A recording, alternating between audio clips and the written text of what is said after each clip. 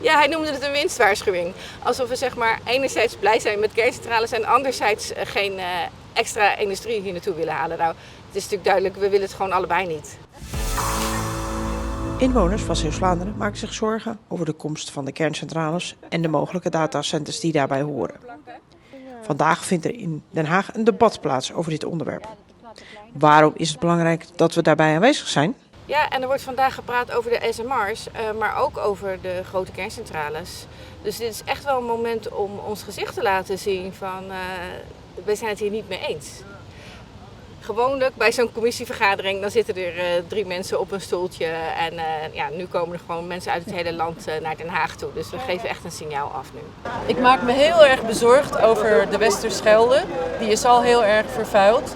En als er koelwater wordt gestort door de kerncentrale, dan gaat het om heel veel water.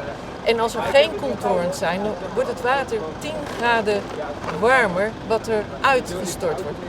Omdat ik me heel goed geïnformeerd heb via verschillende organisaties. En ik merk dat er al jaren geleden bij alle onderzoeken die door de overheid aangevraagd waren bij universiteiten van Nederland en bij andere instanties, dat er iedere keer een negatief advies was om kerncentrales te bouwen in Zeeuws-Vlaanderen. Dus dan stel ik mij de vraag, als ieder onderzoek een negatief advies geeft, waarom gaat het door? En daarom ga ik nu naar de Tweede Kamer om daar hopelijk een antwoord op te krijgen. Nou, ik hoop toch nog een paar mensen te spreken van de Tweede Kamer en de mooie foto te laten zien van onze polder. Dat ze weten wat ze vernietigen als ze kerncentrales bij ons plaatsen. Wat verwachten ze van het debat vandaag? Ik hoop dat we van verschillende commissieleden, van verschillende partijen, ook mee kunnen krijgen dat ze snappen wat de zorgen zijn. Dat ze snappen dat kerncentrales eigenlijk voor geen enkel probleem een oplossing zijn. Ik weet het, ik heb geen idee. Ik dacht, ik moet mee, ik ga gewoon mee. En, we moeten laten zien dat we in Zeeland ook protest kunnen voeren, net zoals de Groningers.